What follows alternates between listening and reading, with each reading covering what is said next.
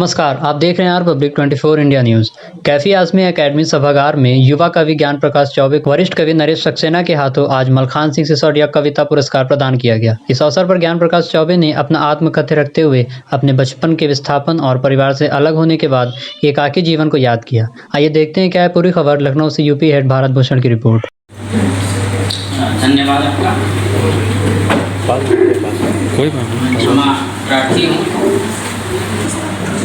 कोई वक्तव्य नहीं है, किसी विषय पर नहीं देने वाला हूँ, बस मैं कुछ बातें करना चाहता हूँ। मंच के साथ सभागार में मनुष्यता को बचाए रखने के संघर्ष में लगे हुए हैं। मुझे वक्तव्य अपने आप में काफ़ी बड़ा शब्द लगता है। सच यह है कि यह कौशल मुझे आता नहीं है और इसका अभ्यास भी नहीं है। बस मैं यहाँ कुछ एक स्मृतियों, एक दो जीवन के अनुभव को आपसे साझा करना चाहता हूँ, जिनके कारण किताबों और साहित्य से मेरा जुड़ाव हुआ। मेरे जीवन के आरंभिक 9 वर्ष 30-40 लोगों के एक ऐसे संयुक्त परिवार में बीता जिसका नेतृत्व एक रिटायर्ड सूबेदार के बूढ़े कंधों पर था, जो मेरे बाबा थे। जीवन के पहले गुरु, जिनके पढ़ाए गए पाठों ने सभी परिस्थितियों में एक सही मार्गदर्शक की भूमिका निभाई। भाषा के साथ ही जीवन का ककहरा भी उन्हीं से सीखा जाने के लिए। वह शायद संघर्ष के सबसे बड़े दिन थे। फिर एक रात जब सब कुछ समझ से बाहर हो गया तो मैं एक ऐसी यात्रा पे निकला जिसका अंत 15-16 साल की उम्र में मुझे नहीं पता था।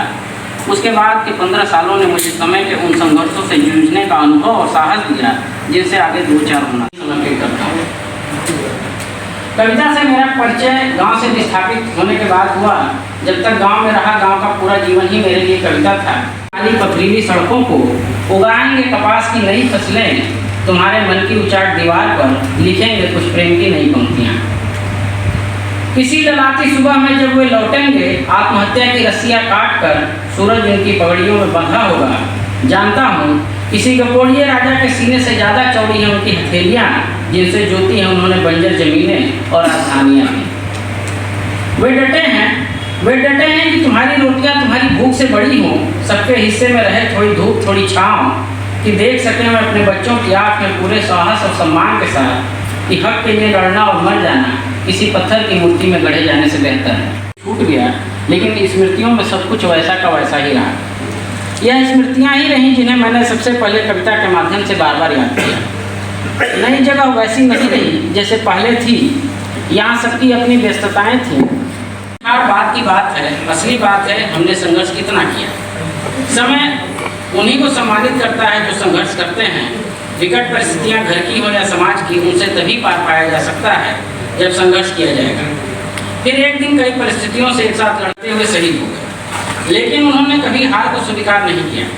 उनका जाना मेरी निजी क्षति थी जिससे उपजी पीड़ा से मैं कभी उबर नहीं पाया। वैसे हो सकता है कि पहली ही बार में कविता उतर जाए और उतनी ही तेज, कोई ये महुए वाली शराब तो नहीं कि पहली बार में मुकम्मल उतर जाए तो उसमें फिर परमिशन होता है, सब कुछ होता है, तो ये इस तरह का तो नहीं है। लेकिन जब मैं कविताओं से गुजरा तो उनकी ये जो भूमिका में जो लिखा था वह कतई झूठ नहीं लगी।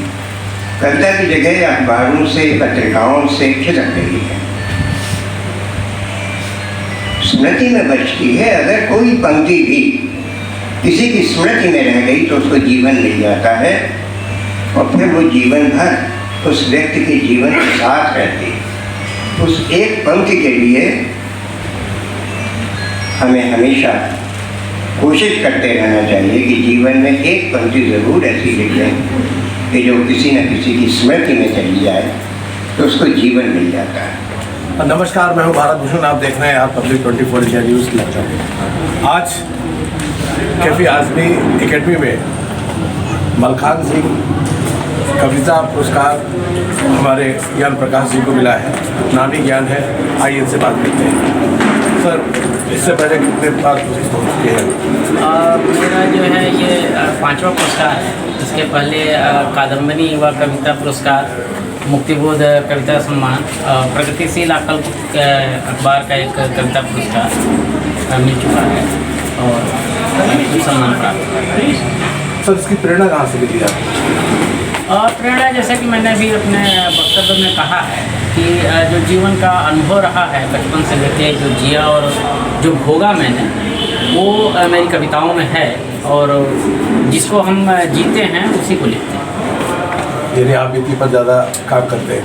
हाँ, एक आदमी जब बनता है तो उसका पिछला जो जीवन होता है उसी से उसका व्यक्तित्व का निर्माण होता है। उसी तरह कविताएं भी जब पहले बनती हैं वो पिछले स्मृतियों से, अपने जो भोगे हुए यथार्थ होते हैं उनसे बनते हैं। कविता लिखना इतना आसान नहीं है, लेकिन जब आदमी ठान ले और इस पर लगातार कार्य करे तो शायद एक ज्ञान प्रकाश जैसा कवि बन सकता है। अपने सहयोगी विक्रम राणा के साथ मैं भारत भूषण, आप पब्लिक 24 इंडिया न्यूज़, लखनऊ।